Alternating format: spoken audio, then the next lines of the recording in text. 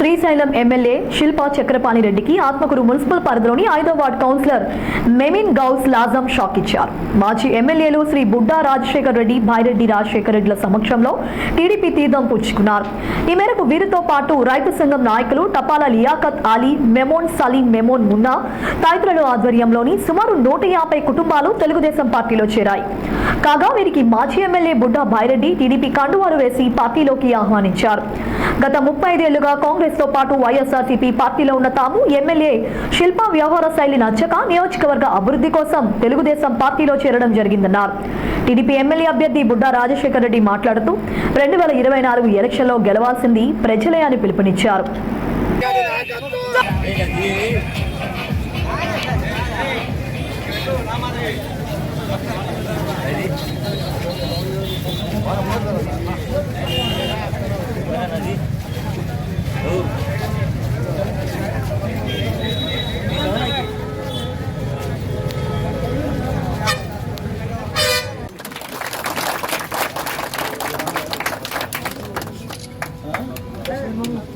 Next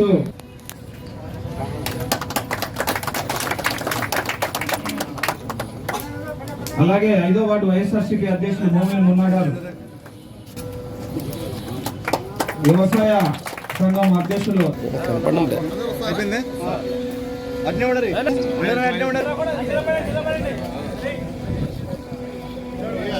గారి నాయకత్వాన్ని,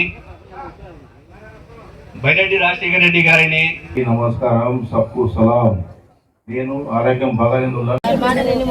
ఇప్పుడు మళ్ళీ గెలవాల్సింది ఎవరు? ఇప్పుడు గెలవాలి చెప్పండి. ఎవరమ్మా? మీరే గెలిచాలా.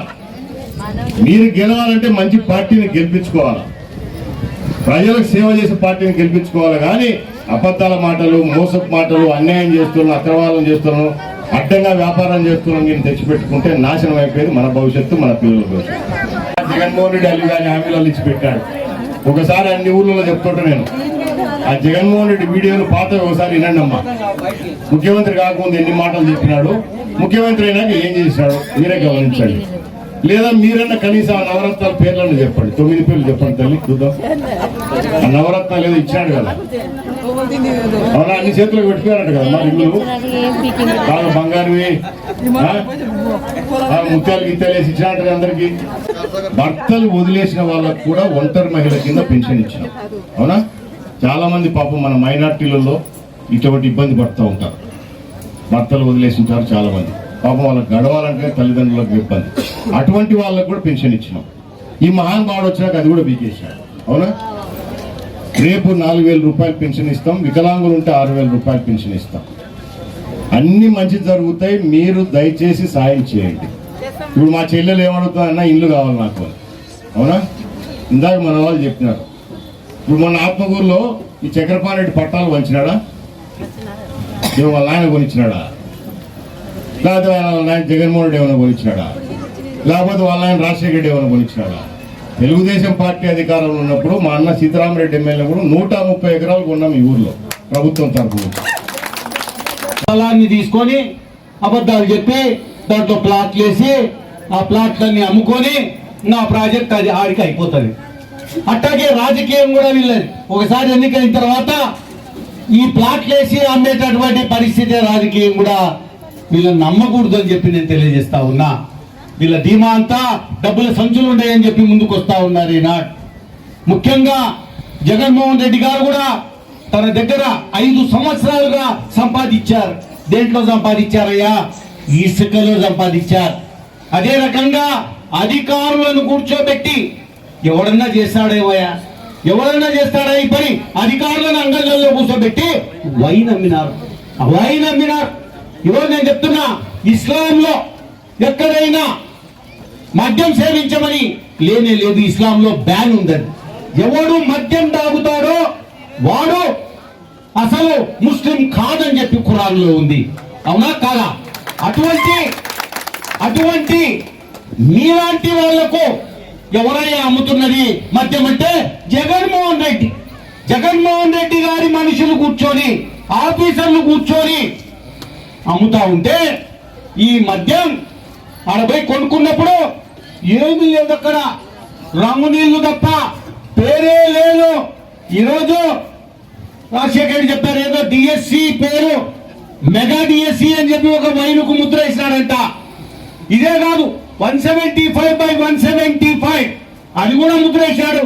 ఆ వైనుకు ఒక రోజే ఆ బ్రాండ్ ఉండేది పోయి ఆడ పోయి ఎంత 200కి లేకపోతే 150కి అని చెప్పి అడిగి కొనే పరిస్థితికి తెచ్చి పెట్టారు. ఏది కూడా మరి ఫోన్ పే గాని క్రెడిట్ కార్డుతో గాని కట్టకూడదు.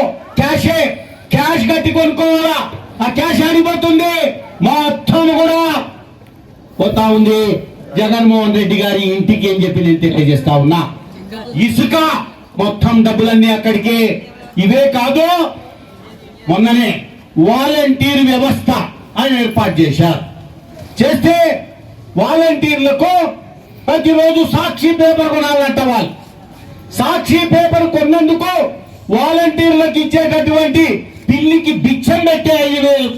ఆ 5,000లో వాలంటీర్ల జీతాలలో కట్ అయిపోతా ఉంది సాక్షి పేపర్.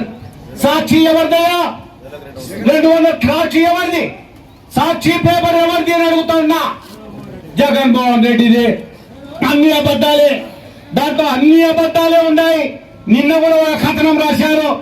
ఈరోజు చూస్తున్నారు ఏది జరిగిన అబద్ధాల. ఈరోజు మరి పేపర్ అది అబద్ధాలు తప్ప నిజాలు ఉండవు ఆ పేపర్ లో. దాన్ని కొనుక్కోవాలంటే వాలంటీర్లో ఇది పెద్ద స్కాండల్ కాబోతుంది.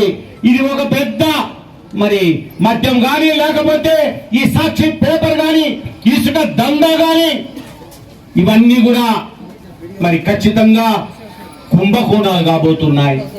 ఖచ్చితంగా ఈయన అక్కడ ఉన్న కేజ్రీవాల్ ఇప్పుడు జైల్లో ఉన్న TR జైల్లో ఈరోజు చిప్పకూరు తింటున్నాడు ఆయన.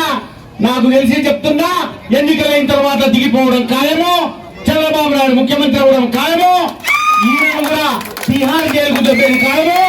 తిహార్ జైల్లో కేజ్రీవాల్ ఈయన ఇద్దరు కలిసి ఒకే చిప్పలో అన్నం తినేది ఖాయం అని చెప్పి నేను తెలియజేస్తా ఉన్నా. ఈ రకంగా కోట్ల రూపాయలు దోచుకుపోయిన